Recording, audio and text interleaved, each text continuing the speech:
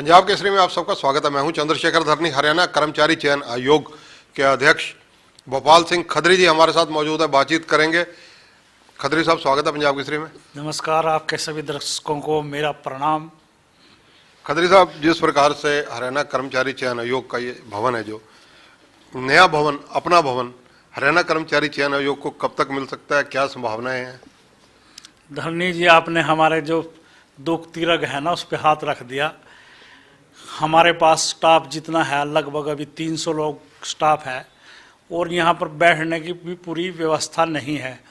हमने कई बार सरकार से मांग की है कि हमारा एक इंडिविजुअल भवन होना चाहिए और सरकार ने हमारी मांग को स्वीकार कर लिया है। और जो हुड्डा के प्रशासनिक अधिकारी हैं और यहाँ के डीसी हैं पंचकूला के, उनको जगह निश्चित करने के लिए कहा था कि एक कोई जगह भूखंड देखें। तो शायद उन्होंने आईटी पार्क के पास सेक्टर 23 पंचकूला में 1 एकड़ ज़मीन जो है वो हमारे लिए चिन्हित की है। अभी तो वो कह रहे हैं कि एचएसएससी का ऑफिस वहाँ बनाएंगे। शायद एचपीएससी और एचएसएससी की दोनों बिल्डिंग वहीं भविष्य में ले जाने की योजना है। खत्री साहब, जिस प्रकार से जो सीईटी का रिजल्ट था, बच्चों को भी इंतजार थी, एक सरकार का भी ड्रीम प्रोजेक्ट था, पेपर लेना ही चुनौती था। पहले तो पेपर भी हुए, रिजल्ट भी आ गया। इस रिजल्ट की रेशो क्या रही और आप कितने सेटिस्फाइड हैं सारी चीज़ों से? इस पूरे रिजल्ट से मैं पूरी तरह से सेटिस्फाई हूँ। अगर कोई बच्चा कोई किसी तरह की उसकी कंप्लेंट है तो हमने कल लगभग 100 कैंडिडेट की कंप्लेंट्स का अवलोकन किया, तो कहीं ना कहीं कैंडिडेट की तरफ से ही अधूरी जानकारी थी, तो इसलिए कुछ प्रॉब्लम्स हैं। कोई आधार कार्ड को लेके, पीपीपी को लेके, या उसने क्लेम कुछ किया, नंबर कुछ मिल गए, क्योंकि ये प्रोसीजर 2-3 साल से शुरू था और स्टेटस जो है वो बाद में चेंज होता रहा। बच्चे को भी पता नहीं लगा कि मेरे घर में नौकरी आ गई, पर मेरे नॉन जॉब के नंबर मिल गए।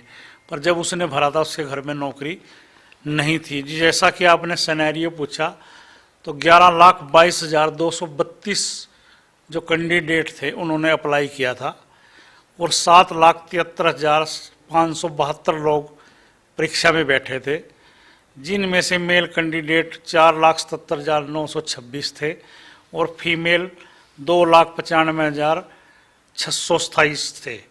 जो ट्रांसजेंडर जिनको हम बोलते हैं वो 19 कैंडिडेट थे और टोटल कैंडिडेट जो क्वालिफाई किए हैं रिजर्व कैटेगरी और जनरल के, वो 3,57,562 संख्या है, जिनमें मेल 2,25,005 और फीमेल 1,32,551 और जो ट्रांसजेंडर हैं वो 6 लोग क्वालिफाई हुए हैं।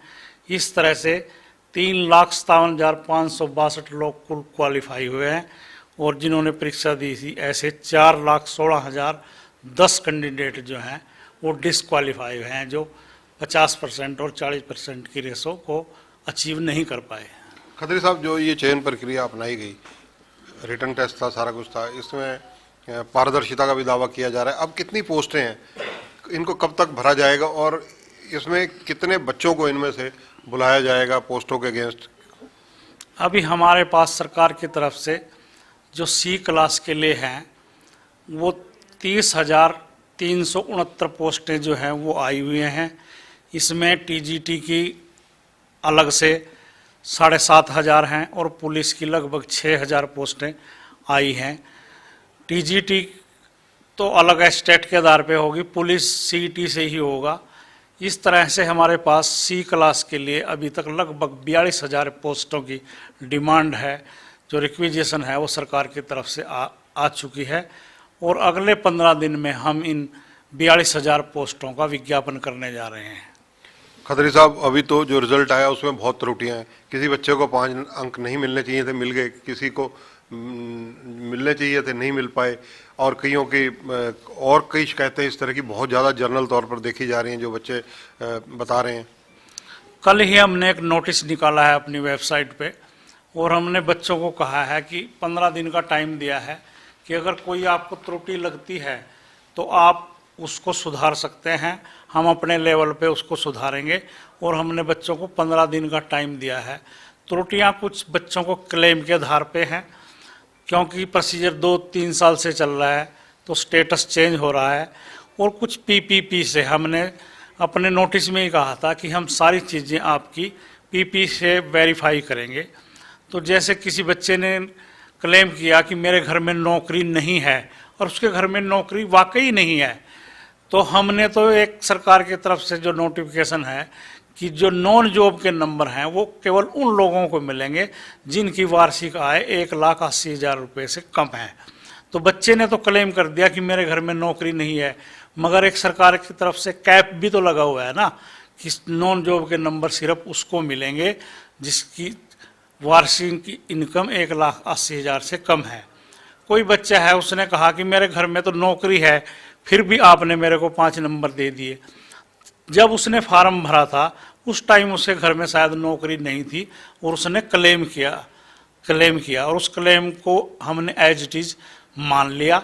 अब सारी चीज़ें वेरिफिकेशन पे जा रही हैं, जिसकी कोई त्रुटि है उसको हम ठीक करेंगे, चाहे हमारे लेवल पे होगी चाहे कैंडिडेट के लेवल पे। खत्री साहब, मैं आपकी बात से इससे सहमत नहीं हूँ कि बच्चे ने जब फार्म भरा, मैं आपको एक एग्जांपल देता हूँ।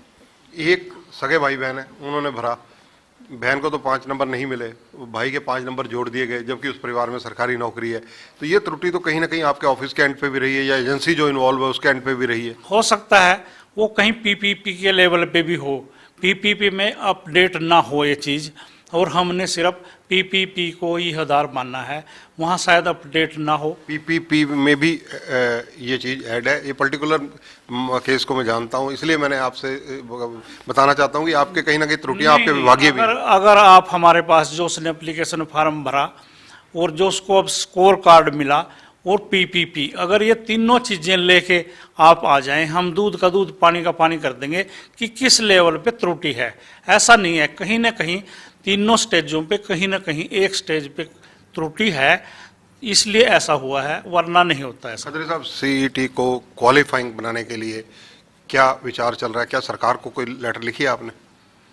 नहीं, हम सरकार के नियमों को फॉलो करते हैं और जो सीईटी का ड्राफ्ट है वो सरकार ने तैयार किया है, मंत्रिमंडल में पास हुआ है। इसमें किसी तरह का जो बदलाव है, करना नहीं करना, ये सरकार के लेवल पे है। अभी तक तो जो सरकार की हमारे पास इंस्ट्रक्शंस हैं हम तो फॉलो करने के लिए बाध्य हैं एक तरह से उसको। सीईटी को लेकर मामला हाई कोर्ट में भी है। पिछले डेट पर जो है बताया जा रहा है, सुना है, कितना अथेंटिक है ये तो आप कंफर्म करेंगे कि आपके तरफ से या सरकार की तरफ से कोई व्यक्ति पेश नहीं हुआ, अधिवक्ता पेश नहीं हुआ। अब जो अगली डेट फरवरी में है उसके लिए क्या विचार है? देखिए, इसमें सरकार पार्टी है ना कि एचएसएससी, क्योंकि जो सीईटी का ड्राफ्ट है, नोटिफिकेशन है, वो मुख्य सचिव की तरफ से जारी हुआ है। हमको ना इसके में कोई जवाब देना, जो जवाब देगी कोर्ट में जाके जो रिप्लाई है वो सरकार की तरफ से होगा, ना कि एचएसएससी की तरफ से। जो ग्रुप सी के अब पोस्टें आप बता रहे हैं, 4 गुना ज़्यादा बच्चों को बुलाया जाएगा या क्या फार्मूला अडॉप्ट किया जाएगा? अभी तो हम पोस्ट के गेट सबसे अप्लाई करेंगे जो भी क्वालिफाई हुए हैं, फिर हम 4 गुना जो टॉपर हैं उनको चिन्हित करेंगे, ये देखेंगे टॉप 4 कौन हैं, उनको ही हम अगले स्क्रीनिंग टेस्ट पे बुलाएंगे, जो अभी तक का प्रावधान है। ग्रुप डी के लिए कब ये सीईटी की परीक्षाएं होने जा रही हैं? ग्रुप डी की जो एनटीए से हमारी बात हुई है और सरकार की बात हुई है, उन्होंने 4, 5 और 10, 11 मार्च अभी निश्चित की है। रिटर्न में अभी कुछ नहीं आया, वर्बली बात हुई है, तो वो 4, 5 मार्च और 10, 11 मार्च अभी निश्चित हुई है। सीईटी की भविष्य में जो परीक्षाएं ग्रुप सी के लिए होंगी उसके लिए कितना गैप रखा जाएगा? कब तक दोबारा हो सकती हैं? क्या संभावनाएं हैं? क्योंकि ये यूथ जानना चाहता है। मार्च में हम जो सीईटी की परीक्षाएं हैं, जो टेस्ट के पोस्ट के गेस्ट है, वो मार्च में शुरू करने जा रहे हैं।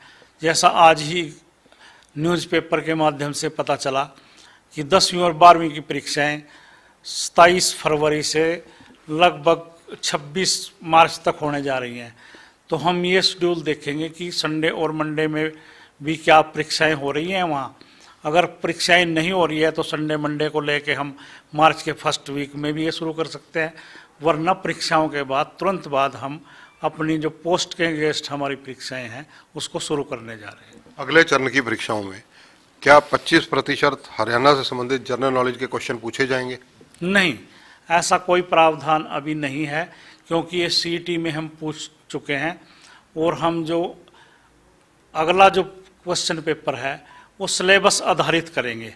जैसे कोई जेई सिविल के लिए परीक्षा देने आ रहा है तो हम लगभग 50% से ऊपर उसको उसकी इंजीनियरिंग के बारे में पूछेंगे और 40% हरियाणा जीके अवेयरनेस बाकी सब 40% या 30% पूछेंगे। हम अभी जो अगली परीक्षाएं हैं उनको जॉब ओरिएंटल करेंगे कि उसकी जॉब से संबंधित ही ज़्यादा क्वेश्चन उससे पूछे जाएं। खत्री साहब, क्योंकि सोशल मीडिया पर आपको लोग बहुत फॉलो करते हैं, आप इंटरव्यू के इंतजार करते हैं, जो सोशल मीडिया पर लोग जानना चाहते हैं कि जिन लोगों की सीईटी में कैटेगरी ही बदल दी गई, उन लोगों के लिए क्या प्रोविजन है? नहीं, हमने दिया ना टाइम 15 दिन का। अगर कोई इस तरह की त्रुटि है तो बच्चा जाके उसको दुरुस्त कर सकता है। हम सब चीज़ों को एक एक को बड़ा चेक करके नोट उससे बिल्कुल अच्छी तरह से चेक करके सब त्रुटियों को ठीक करेंगे अगर कोई कैटेगरी चेंज हुई है किसी की। आगे आने वाली जो भर्तियां हैं उनमें क्या सब इंस्पेक्टर की पोस्टें भी निकाली जा रही हैं? नहीं, अभी तक हरियाणा पुलिस सब इंस्पेक्टर के हमारे पास कोई डिमांड नहीं है। 5000 कांस्टेबल मेल कांस्टेबल और 1000 फीमेल कांस्टेबल की डिमांड हमारे पास पुलिस विभाग की तरफ से आई है। एसआई की अभी तक कोई मांग नहीं है हमारे पास। हरियाणा पुलिस का जो मामला हाई कोर्ट में लंबित है या हाई कोर्ट में से कुछ ना कुछ डायरेक्शंस भी शायद आई हैं, उस मामले में क्या रुख रहेगा? कब तक उनकी ज्वाइनिंग हो सकती है? फरवरी जनवरी शायद कोई डेट लगी हुई है और मुझे उम्मीद है कि वो इसी महीने में, हमने परिपोन डेट भी मांगी है, तो अगर वो जनवरी में नहीं होता तो फरवरी की जो निश्चित डेट है शायद हमारी बात से जो है कोर्ट कन्विंस होगी और बच्चों की प्रॉब्लम को भी उस नज़रअंदाज नहीं करेगी और उनको सोल्व करेगी कोर्ट, ऐसी मुझे पूरी उम्मीद है। क्योंकि हमने पूरी योग्यता से और पारदर्शिता से भर्ती की है, ये बच्चे भी मान रहे हैं। स्टे का कारण कहीं न कहीं कोर्ट की कुछ बातें समझ में शायद नहीं आ रही हैं, वो हम समझाने के लिए कामयाब होंगे, हम कोर्ट को समझाने के लिए, और स्टे हटेगा। जो सोशियो इकोनॉमी है उसको लेकर कहीं ना कहीं कोई विवाद रहता है, उस मामले में क्या कोई जांच भी प्रशासनिक स्तर पर की जा रही है? नहीं, वो जब फाइनल भर्ती हमारी हो जाती है और जब सिलेक्शन हो जाती है तब हम हरियाणा पुलिस की जो सीआईडी विंग है उससे जांच कराते हैं कि जो बच्चे ने नॉन जॉब के, फादरलेस के, विधवा के ये नंबर क्लेम किए हैं क्या उसने ठीक किए हैं या गलत किए हैं, वो हम सिलेक्शन के बाद करते हैं। एक समान योग्यता रखने वाले व्यक्तियों के लिए क्या जो ये एक ही ग्रुप बनाया जा सकता है? जैसे हमने बताया कि 42,000 पोस्टें हमारे पास अभी तक आई हैं, हमने इसके लिए अभी 52 ग्रुप बनाए हैं। जो एक समान योग्यता के पद हैं उनका एक ग्रुप होगा और बच्चे से प्रेफरेंस मांगी जाएगी कि आप कौन से डिपार्टमेंट में और कौन सी पोस्ट पे जाना चाहते हैं। ये प्रॉब्लम हमको सिर्फ जो सिंपल ग्रेजुएट या सिंपल +2 क्वालिफिकेशन के लोग हैं वहाँ थोड़ी सी ये दिक्कत है, वरना हमने टेक्निकल पोस्टों ये कोई दिक्कत ही नहीं है। क्योंकि जो टेक्निकल पोस्ट है वो उसकी एक निश्चित योग्यता निर्धारित है, डिप्लोमा या डिग्री। इसी तरह से अगर देखा जाए तो ये चर्चाएं कि 10+2 वालों के लिए जो ग्रुप है वो 10 से 12 ग्रुप बनाए गए हैं। हाँ, इस तरह के बनाए हैं कि अगर किसी का +2 में साइंस जरूरी है या कॉमर्स जरूरी है या उसको मेडिकल नॉन मेडिकल जरूरी है तो इस तरह के ग्रुप बनाए हैं। अगर किसी में क्वालिफिकेशन किसी भी स्ट्रीम से +2 या किसी भी स्ट्रीम से ग्रेजुएशन है उसके कॉमन हमने ग्रुप बनाए हैं। आईटीआई इंस्ट्रक्टर की पेंडिंग जो रिजल्ट्स हैं वो कब तक आने की संभावना है? इस पे हम आज से ही काम शुरू करने जा रहे हैं और ये जो रिजल्ट डिले हुए हैं इसका कारण ये था कि जो हमारे प्रोग्रामर या ऑपरेटर थे, कंप्यूटर ऑपरेटर, वो पिछले कई दिन से, लगभग 10 दिन से एनटीए के ऑफिस दिल्ली में व्यस्त थे और हम इस पे जो हमारी 12-13 कैटेगरी 12/19 जो आईटीआई की है उस पे आज से ही हम प्रोसेस शुरू करने जा रहे हैं। अगर मैं एक और सवाल लेना चाहूँ कि वन टाइम रजिस्ट्रेशन टोटल कितने लोगों ने कराई थी, अगर आपको आंकड़ा याद हो? 11,22,000। तो अगर अब ये माना जाए कि ये भर्तियां मार्च अप्रैल में प्रक्रिया शुरू हो जाएगी, जिनके अब बच्चे पास हुए हैं, तो इनको कब तक अगर रिजल्ट आ जाएंगे आगे, और कब तक ये सुनिश्चित माना जाएगा कि इन बच्चों को रोजगार मिल जाएगा? सितंबर अक्टूबर तक हम प्रयास करेंगे कि सारी भर्ती हो जाए और सितंबर अक्टूबर में अगला जो सीईटी है 2023 का, उसका आयोजन किया जाए। खत्री साहब, बड़ा सीधा सवाल लेना चाहूँगा कि हरियाणा कर्मचारी चयन आयोग कहीं ना कहीं उंगली उठती रहती है कार्यप्रणाली को लेकिन देखा है कि आप का मोबाइल नंबर स्टूडेंट्स के पास भी है। स्टूडेंट अगर कोई अभ्यर्थी जिनको कहा जाए वो कोई दिक्कत होती है वो कॉल भी करते हैं। ऐसी कुछ कॉल्स मैंने अभी देखी भी, आप बात कर रहे थे कि स्टूडेंट्स को आप किस तरह इंश्योर करना चाहेंगे कि उनके साथ कोई यहाँ जाती नहीं होगी, खिलवाड़ नहीं होगा? बिल्कुल, हम व्हाट्सएप पे भी कॉल पे भी सब बच्चों का समाधान करते हैं, जो यहाँ आते हैं उनको बताते हैं, और बच्चे 100% सेटिस्फाई होके जाते हैं कि कहीं ना कहीं मेरे लेवल पे या मेरे को कुछ गलत फहमी थी, वो उनकी जो त्रुटियां हैं, जो उनको प्रॉब्लम है, उनको सॉल्व करते हैं। और ये तो सॉफ्टवेयर का काम है, कंप्यूटर का काम है, इसमें हम चाह कर भी किसी से भेदभाव अगर करना भी चाहें नहीं कर सकते, क्योंकि कंप्यूटर ही मेरिट को उठाता है, सॉफ्टवेयर ही सब कुछ कर रहा है। मैनुअल यहाँ कोई कुछ नहीं, पिक एंड चूज नहीं है, सिर्फ मेरिट है। एक सवाल और लेना चाहूँगा, ये क्योंकि युवा वर्ग के ज़्यादातर चर्चा में देखा जाता है, जो डिस्कशन होती है उनमें आता है कि जो हरियाणा कर्मचारी चयन आयोग है, उन्होंने ये जिस तरह से सीईटी लिया, इस तरह की परीक्षाएं लेकर भर्ती प्रक्रिया को जटिल कर दिया गया, कॉम्प्लिकेटेड किया गया है। नहीं, ये जटिल नहीं है, ये सरकार की बहुत ही गेम चेंजर प्लान है कि हमारा बार 10 से 12 लाख लोगों का पेपर लेते थे, अब हमारे पास शॉर्ट लिस्टेड लोग हैं और एक मेरिटोरियस बच्चे हैं कि वो ही परीक्षा देंगे अगली। तो इससे तो काम आसान हो गया है, बल्कि ना कि इससे हार्ड हुआ है। वो बच्चे को प्रक्रिया हार्ड लग रही होगी कि कई चरणों से उसको गुजरना पड़ता है, पर ये जो है मेरिट को प्राथमिकता देगी ये जो पत्ती है। और बार बार जो लाखों लोगों का एग्जाम लेना पड़ता था HSSC को, और सरकार को इंतजाम करने पड़ते थे, उससे छुटकारा मिलेगा। लिमिटेड काउंट ही अगली परीक्षा के लिए आएगा, तो ये तो सरल हो गई। और परीक्षा 2023 ऐसा वर्ष है जो 2024 मिशन इलेक्शंस का है, उसको भी लेकर फोकस रहेगा। तो कुल कितनी भर्तियां 31 दिसंबर 2023 तक आपको उम्मीद है कि आपके यहाँ आपकी कलम से हो जाएंगी? हमने जो है वित्त वर्ष, जो है नया वित्त वर्ष है, वो 31 मार्च 2024 को टारगेट लिया है।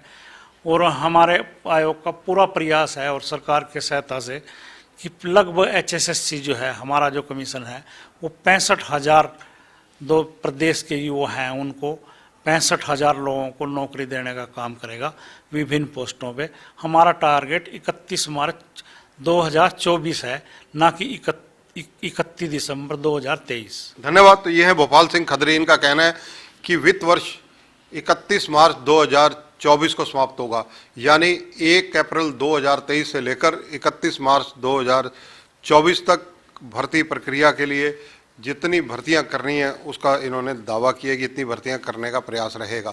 सेकेंडली, इन्होंने बहुत बड़ी बात की है कि किसी भी त्रुटि सीईटी के रिजल्ट में नज़र आती है तो जो मोबाइल नंबर दिए जा रहे हैं, जो वेबसाइट पर डिटेल दी जा रही है, उस पर जाकर 15 दिन के अंदर त्रुटियों को दूर किया जा सकता है।